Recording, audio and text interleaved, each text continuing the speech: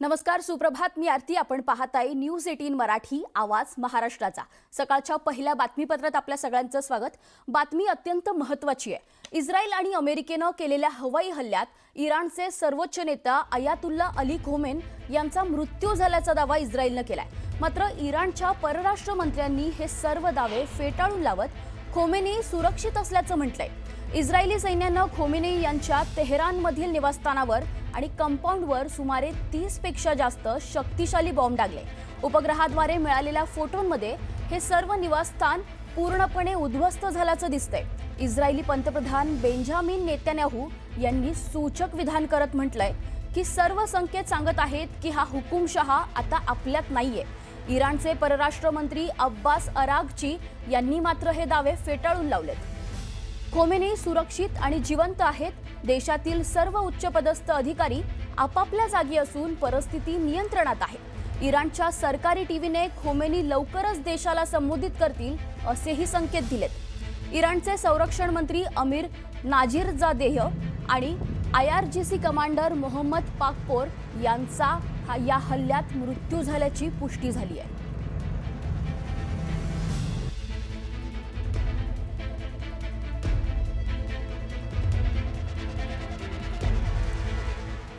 आता इराण आणि अमेरिकेमध्ये युद्ध सुरू आहे. युद्धामुळे इराणचे सुप्रीम लीडर अयातुल्लाह खोमेनींचा मृत्यू झाला असा दावा अमेरिकेचे राष्ट्राध्यक्ष डोनाल्ड ट्रम्प यांनी केलाय.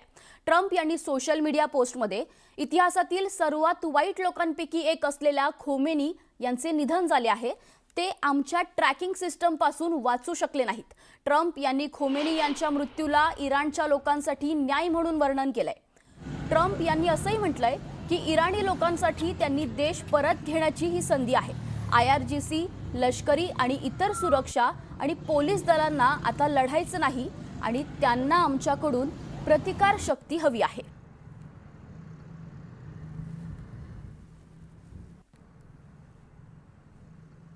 आता मध्य आशियात युद्धाचा भडका उडालाय. अमेरिका इस्रायल विरुद्ध इराण असं युद्ध पेटलंय. पण या युद्धाच्या झळा सौदी अरेबिया, दुबई, कतार, बहरीनसह अनेक देशांमध्ये बसू लागल्यात. गेल्या काही दिवसांपासून अण्वस्त्रांच्या मुद्द्यावरून इराण आणि अमेरिका इस्रायलमध्ये युद्ध सुरू आहे आणि तो संघर्ष आता चिघळल्याचं पाहायला मिळते. आज युद्धाची अखेर ठिणगी पडली आणि संपूर्ण मध्य आशियात याचा भडका उडालाय. सकाळी इस्रायल आणि अमेरिकेनं इराणवर 60 ते 70हून अधिक क्षेपणास्त्र डागलेत. प्रिएम्प्टिव्ह म्हणजेच शत्रू राष्ट्र कोणत्याही क्षणी हल्ला करेल या संशयातून पहिला हल्ला केल्याचं इस्रायलचे पंतप्रधान बेंजामिन नेतन्याहू यांनी सांगितले. सकाळी 8:15च्या सुमारात हे हल्ले झालेत. त्यानंतर इराणनेही इस्रायलवर क्षेपणास्त्र डागले. केवळ इस्रायलच नाही तर मध्य आशियात अमेरिकेनं सैन्य तळ ज्या ठिकाणी आहे तिथेही इराणनं क्षेपणास्त्र डागलेत. यात दुबई, अबुधाबी, कतार, बहरीनचा समावेश आहे. तुम्ही युद्ध सुरू केलं, आता आम्ही हे युद्ध संपवणार असा इशाराच इराणनं दिलाय.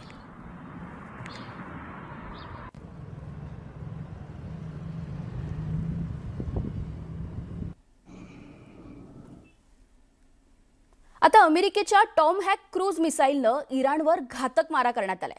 पाहुयात शत्रूचा कर्दनकाळ असलेल्या अमेरिकन टॉम हॅक मिसाईलची वैशिष्ट्य काय आहेत.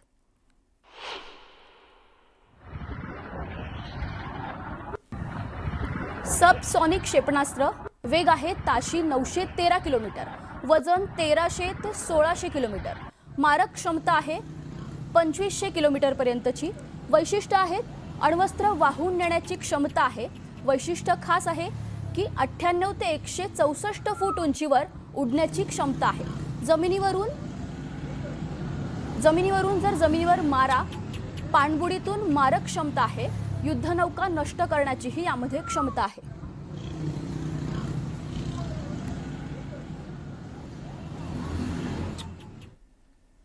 आता इस्रायलनं हल्ला केल्यानंतर इराणकडूनही जोरदार प्रत्युत्तर देण्यात आले.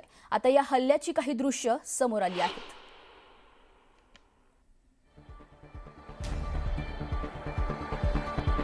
तर आपण ही दृश्य पाहतोय. इस्रायलचा इराणवर हल्ला आहे आणि इराणकडूनही जोरदार प्रत्युत्तर देण्यात आले. त्यामधलीच काही ही दृश्य समोर येत आहेत.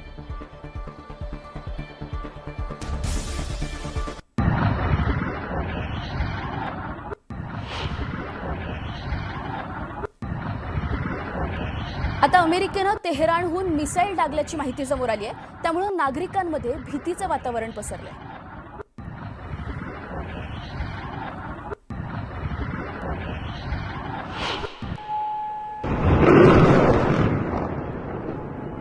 इराणनं बहरीनमधल्या अमेरिकन लष्कर तळावर जोरदार हल्ला चढवलाय.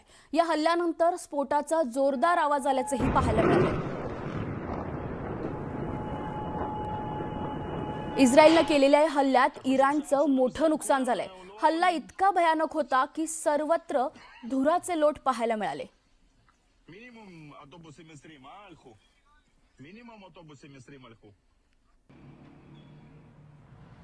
आता इस्रायलनं केलेल्या या हल्ल्यात मोठं नुकसान झाल्याचं पाहायला मिळतंय. इराणमधील अनेक इमारती जमीनदोस्त झाल्यात, तर अनेक लोकांचा मृत्यू झाल्याची शक्यताही वर्तवली जाते. इराणची राजधानी तेहरानमध्ये जोरदार हल्ला करण्यात आलाय.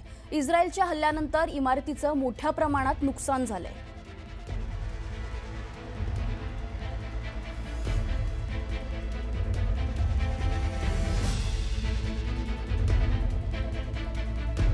इस्रायलनं तेहरानमध्ये केलेल्या या हल्ल्यानंतर सर्वत्र धावपळ पाहायला मिळाली होती. लोक सैरावैरा धावत होते, तर हवेत मोठ्या प्रमाणात धुळीचे लोटही पाहायला मिळाले. बहरीनमध्ये करण्यात आलेल्या हल्ल्याचा नवा व्हिडिओ समोर आलाय. या व्हिडिओमध्ये हल्ल्याची दाहकता पाहायला मिळते.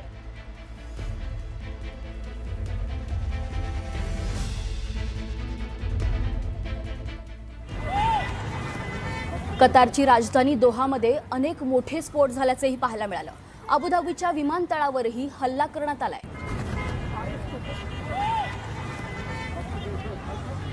Oh my God!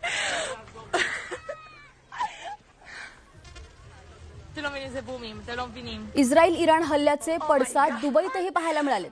दुबईमध्ये मिसाईल हवेत डागल्याचंही पाहायला मिळालं.